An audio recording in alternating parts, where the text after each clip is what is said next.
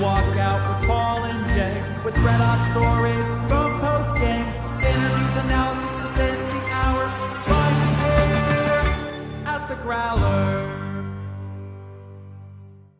All right, welcome to the latest edition of our training camp recaps, sort of camp walkouts is what we're here to bring for you. Paul Hunter Jr., Jay Morrison. After day 3 here, we are inside the Bengals media room. We could do these outside, but we're trying to lessen the amount of disgusting sweat that we have coming off of us. It's not as bad as yesterday, but still another heater out there, and both sides everybody was feeling it a little bit towards the end. Ready for that off day, which they get tomorrow. They had the first 3 days all in a row, but off day on Saturday. From this point forward, it's going to be 2 on, 1 off. Which we appreciate as much as the players. We certainly do. So as we do things here, we like to do a takeaway, a play, and a thing they say. And I like to let the start off go to Jay. So Jay, what do you got? Well, so my takeaway is we saw it at the end of practice, but it goes back to beginnings and all the talk this offseason about starting faster and putting the urgency on early in the season. And one of the things they're doing is they're doing competitions early each day. It's offense against defense. It's all going to come down to a night off of meetings later in camp. Today, it came down to the end of practice. They lined Evan McPherson up for a 52-yard field goal. The entire defense is screaming, waving towels, trying to disrupt him.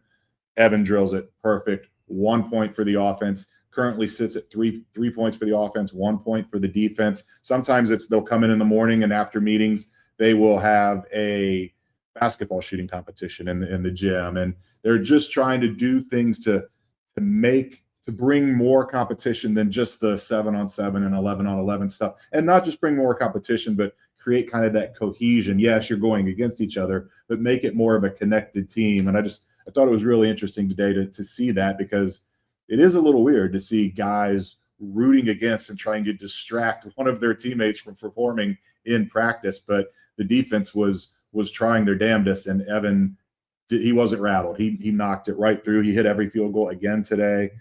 So I just thought that was really interesting, and I'm looking forward to seeing what else they might do to kind of spice it up a little bit, because they're going to do what they've done in the past, the red zone drills where they keep points. What is it? I think it's 3 points for the defense if they get a stop, 6 points for a touchdown, obviously 3 points for a field goal. They're going to be keeping track of this all through camp, and at the end of camp, like I said, one night, either the offense or the defense is going to take the night off and skip meetings. This is something that you mentioned beginnings. I mean, this is something that has been in the works for a long time, and something that has been a theme of the offseason. When we talked to Zach Taylor, whether it was the combine or at the league meetings or during OTAs, it was trying to be very intentional about creating more competition, creating more camaraderie, making things feel like there's a lot more energy involved in everything that they're doing, to try to have that faster start be something that's a result of it. So yeah, that's a really interesting thing to see coming out of there. Mine's sort of similar in that all of that, I think, has created a feeling that I think I have, and I think that you can sense from everybody here, is that they're ready for pads. Yes. Like, they are ready to put the pads on. We've now seen, 22 practices going back to OTAs and everything. And it's so much DBs, and we get a feel for receivers and DBs. And I think despite all, we've done a lot of talking about the young secondary and how they've looked, and they've held their own at times. And it's Jamar and T and company. They're going to get a ton of wins, and we'll talk more about those in a minute. But the real issues, the real evaluations need to be happening with what's going to happen inside. And they all have come with asterisks. Like, you see McKinley Jackson beat Cordell Volson today, or there's Miles Murphy with a pressure. And you're like, yeah, but let's really see it when it looks real. Let's get more of these individual one-on-one drills. Let's get into these 11s where everybody's fully padded up, goal line, that type of stuff, to really start making evaluations. They're ready for it. Like, it's around the corner. It's coming. but you can feel that everyone is kind of ready for that. I think because of what you were talking about, Jay, that competition has bubbled up and it's time to ratchet up to the next level. Yeah, and we talked about it yesterday, or was it Monday? I got Wednesday. I can't remember which day it was, but they've been more physical, even though it hasn't been pads. We saw today a short little pass to Kasicki, and Dax Hill comes up and pops him pretty good. And they're not supposed to be thudding, and he gave it to him. There's a lot of trash talking out there today. Dejon Anthony started it, and Jake Browning ended it, where Jake Browning did a check down in the red zone drill, and Dejon was like, "Come on, move the chains. What's this check down crap?" And later, Jake threw a touchdown pass to Tanner Hudson, and he just screamed, "How's that? What about that, Dejon?" So that kind of stuff is going on all throughout. They are ready. They are ready to ramp up the physicality, the competition, all of it. Yeah, we were talking about how yesterday there was a little fight. It was so hot. I think that was more heat. Now you're sensing that happening back and forth. It always feels like something's about to pop off, like it's just a second away. For my play, I have three. Okay. I have 3 plays. Am I allowed to? Yeah. We have no rules here. We can do anything we want to. But for I have 3, and they are my notes. Burton cross beats 20 wide open, 20 yards. Burton touchdown on Tyson Anderson, tosses the ball to him afterwards. Burton whips Nate Brooks for a touchdown to get himself wide open in the red zone. My notes are full of Burton highlights. Yeah. And it's hard not to take note of that. And again, I continue to pump the brakes on it because you do need to see more. And it's now, though, in my head, it's when do we write the Burton is maybe becoming a thing story? I'm not ready to start writing it yet, but I'll tell you guys, I'm thinking about it, because when you go through the notes and you're seeing it over and over again, it was never a matter of talent with Jermaine Burton. It was running the right routes, understanding, Charlie talked about this on our live show last night. And thanks to everybody that popped into that. We had a great time on that. About you're seeing a route tree, you're seeing some of the nuance from Jermaine Burton, and it's showing up. And he's the confidence to kind of get the contested ball from Tyson Anderson and toss it to him.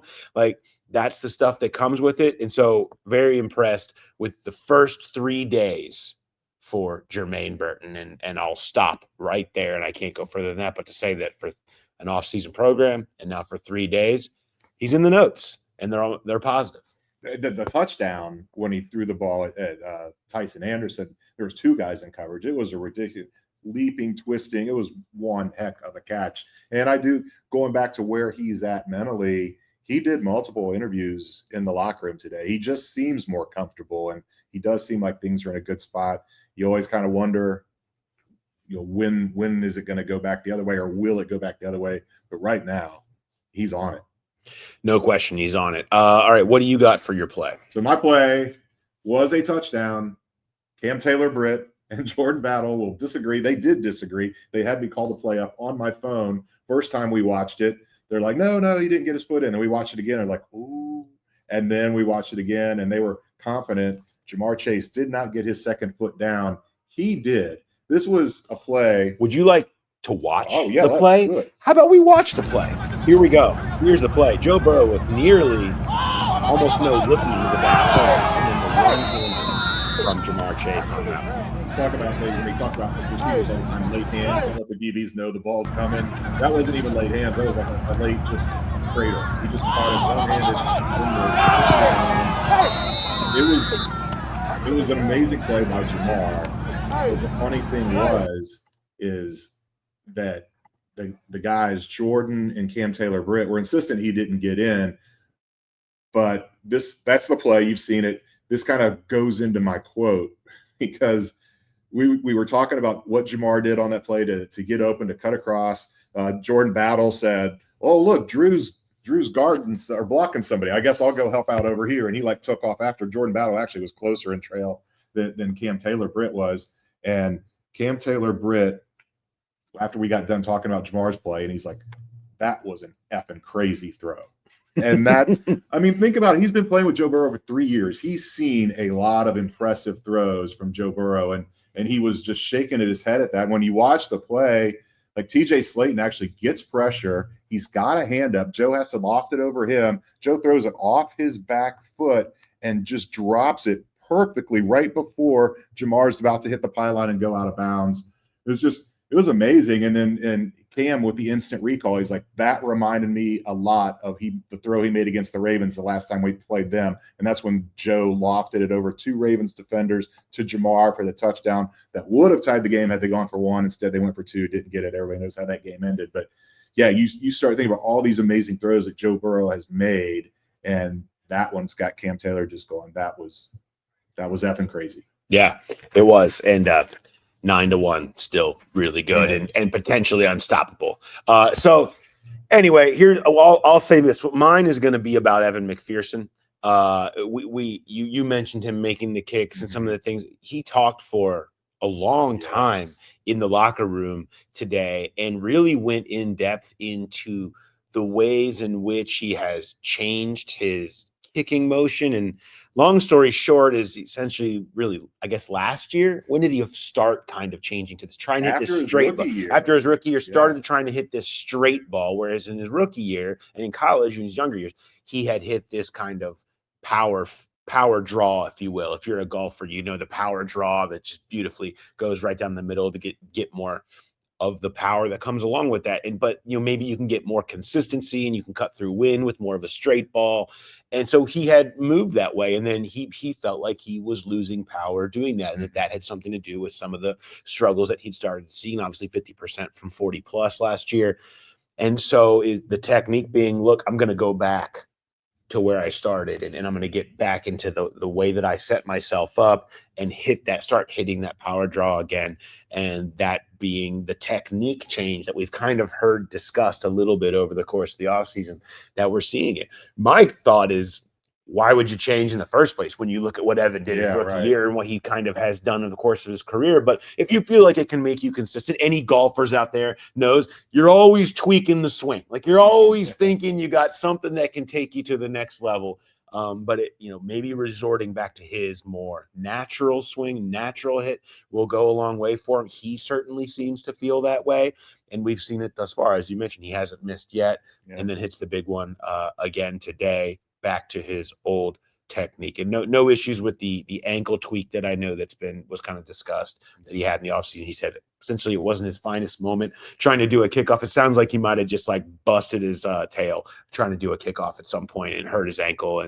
But he is back now, and so far so good in a big season for Evan McPherson. Yeah, I know a lot of times fans don't care that much about how much guys talk, but I thought it was kind of telling today that how long he did talk, how he's in a really good spot. It wasn't a great year last year, and he's in a good, confident spot. And the fact that he was not just willing to talk that long, but he went into so much depth about things that he did bad and that he changed and why he did it. And it was really open and revealing. And I think that's a good sign for where he is heading into the season.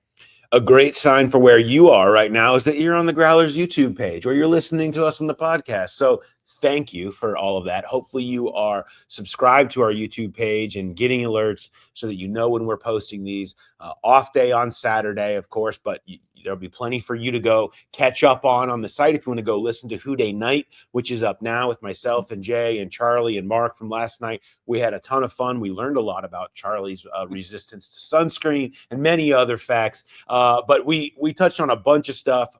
Noah Fant did leave town today on his way to New Orleans. I still think there's a lot of it. He's going to weigh what looks best for him, whether it's between money or locations. From a football perspective, you got to feel good about what Burrow and the Bengals have been for tight ends here, but will that be enough money for him to stay, or will someone else offer him? He wants to weigh a couple of offers, but he is, I think there was a lot of love for what they saw from Noah Fant when he was here. So still a chance certainly that goes down, but we'll wait and see on that. Outside of that though, they'll be back on Sunday and they'll go Sunday and Monday, and man, it is going to be so hot. The heat index looks like it's going to be well up over 100, specifically on Monday. So if you're coming down here, bring everything. Anything that you ever think that you need to bring it. Bring the cold towels, bring the water bottles. There's no shade. There's no shade. So be prepared to come out here and sweat a little bit, but you want everything that you possibly need. But it's going to be fun. I'm looking forward to seeing the pads come on here in the next couple of days. Everyone here is ready for it. All right. Thanks everybody for watching and listening to these, and we will catch up with you after Sunday's practice. So have a good one, everybody.